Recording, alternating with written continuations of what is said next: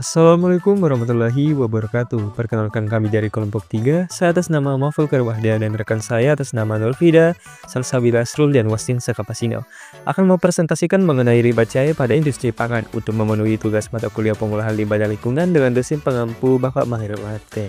Menurut data dari Universal Eco, selama periode 2000 hingga 2019, rata-rata produksi limbah industri pangan mencapai angka yang cukup signifikan, yaitu antara 23 hingga 48 juta ton per tahun. Jika dihitung secara per kapita, angka ini setara dengan 115 hingga 184 kg limbah per orang setiap tahunnya. Angka ini mencerminkan skala besar dari aktivitas industri pangan di Indonesia, yang merupakan salah satu sektor strategis dalam perekonomian nasional. Industri ini melibatkan berbagai proses mulai dari produksi, pengolahan hingga distribusi makanan dan minuman, yang pada setiap tahapnya berpotensi menghasilkan limbah cair maupun padat. Nah, maka dari itu kita perlu mengetahui dan menerapkan cara pengolahan limbah agar dapat melindungi lingkungan. Namun sebelum itu kita perlu membahas apa limbah cair dari industri pangan itu sendiri. Baik, nah di sini saya akan membahas tentang karakteristik fisik dari limbah cair industri pangan. Nah, yang pertama yaitu warna. Warnanya tergantung pada bahan baku yang akan digunakan. Terus yang kedua, kekeruhan. Kekeruhannya itu keruh akibat partikel tersuspensi. Baunya menyengat karena dekomposisi bahan organik. Selanjutnya, suhunya lebih tinggi dikarenakan proses pemanasan atau pendinginan selama produksi. Nah, selanjutnya di sini ada karakteristik kimia, yang dimana limbah industri pangan biasanya kaya akan bahan organik seperti karbohidrat, protein, dan lemak. Nilai BOD tinggi menunjukkan banyaknya bahan organik yang mudah terurai. COD tinggi mencerminkan total bahan kimia yang dapat teroksidasi dalam limbah. Selanjutnya, limbah cair sering memiliki pH yang bervariasi, asam hingga basa.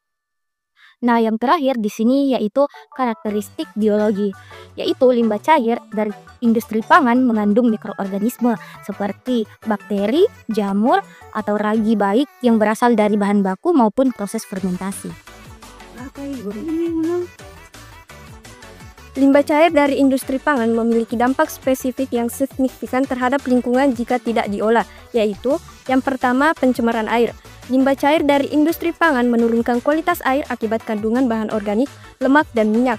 Kemudian menyebabkan eutrofikasi, yaitu pertumbuhan alga berlebihan yang menguraikan oksigen dan membahayakan biota air. 2. Penurunan oksigen, yaitu BOD dan COD tinggi. Limbah pangan membutuhkan banyak oksigen untuk penguraian, mengakibatkan kekurangan oksigen terlarut yang membunuh ikan dan organisme air. 3. Pencemaran tanah. Limbah cair yang meresap mencemari tanah, mengurangi kesuburan, dan mempengaruhi struktur tanah. 4. Pencemaran udara. Limbah cair ini dapat menghasilkan gas berbau seperti metana dan hidrogen sulfida yang juga berkontribusi pada efek rumah kaca. 5. Gangguan ekosistem. Limbah ini dapat mengubah keseimbangan alami ekosistem air, mempengaruhi populasi spesies tertentu. 6. Resiko kesehatan. Air tercemar dapat menyebabkan patogen berbahaya yang berdampak pada kesehatan manusia. Pengolahan limbah yang tepat sangat penting untuk mencegah dampak ini. Nah, untuk meminimalisir dampak yang disebabkan oleh limbah cair ini dilakukan beberapa tahapan pengolahan. Yang pertama yaitu tahapan pra-pengolahan, dengan melakukan screening atau penyaringan untuk menghilangkan partikel sisa makanan, plastik, atau bahan lainnya menggunakan jaringan atau grating. Kemudian sedimentasi awal untuk mengendapkan material seperti pasir dan lumpur. Dan kemudian dilakukan juga equalization untuk menstabilkan aliran dan karakteristik limbah dengan menggunakan tangki penyeimbang untuk menghindari atau mengurangi fluktuasi beban polutan. Nah, untuk tahapan yang kedua yaitu pengolahan primer, yaitu dengan melakukan koagulasi dan fluktuasi berupa penambahan bahan kimia untuk partikel tersuspensi agar mudah diendapkan. Kemudian sedimentasi untuk mengendapkan flok yang terbentuk di dasar tangki. Dan dilanjutkan dengan flotation atau pengepungan digunakan untuk memisahkan minyak lemak atau padatan ringan menggunakan udara untuk diinjeksikan ke dalam limbah. Kemudian tahapan yang selanjutnya yaitu pengolahan sekunder, berupa pengolahan biologis untuk menghilangkan bahan organik terlarut menggunakan mikroorganisme dengan menggunakan proses aerobik dan anaerobik. Nah, kemudian digunakan juga sistem lumpur aktif, yaitu pengolahan limbah dengan membutuhkan mikroba dalam tangki aerob untuk menguraikan bahan organik yang ada dalam limbah. Nah, kemudian tahapan yang selanjutnya itu pengolahan tersier. Dengan melakukan penyaringan lanjutan menggunakan media karbon aktif untuk menghilangkan sisa partikel dan bau. Dan juga dilanjutkan dengan menghilangkan nutrien untuk mengurangi kadar nutrien dan juga fosfor. Nah, setelah dilakukan pengolahan, ada pun tahap yang terakhir, yaitu pemantauan dari pengolahan. Dengan melakukan pengujian kualitas hasil pengolahan untuk memastikan air limbah tersebut telah memenuhi standar baku mutu sebelum limbah dibuang ke lingkungan. Adapun contoh kasus dari artikel pengelolaan limbah cair dari industri minuman yang ditulis oleh Indrayati. Berdasarkan contoh kasus tentang pengelolaan limbah cair dari pabrik minuman ringan menggunakan sistem secara aktivitas smooth atau lumpur aktif. Efektivitas tahapan pengelolaan limbah cair jika dibandingkan dengan standar baku mutu limbah cair bergantung pada kemampuan masing-masing tahapan untuk menurunkan parameter polutan hingga mencapai batas yang diizinkan. Dari tahapan pengelolaan yang dilakukan berikut efektivitasnya.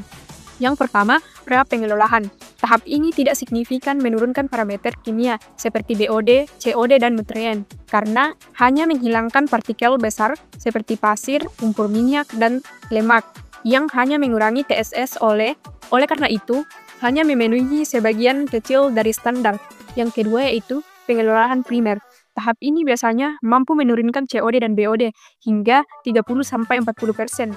Namun, tanpa tahapan lanjutan, hasilnya masih belum memenuhi standar untuk pembuangan langsung ke lingkungan. Yang ketiga yaitu pengelolaan sekunder.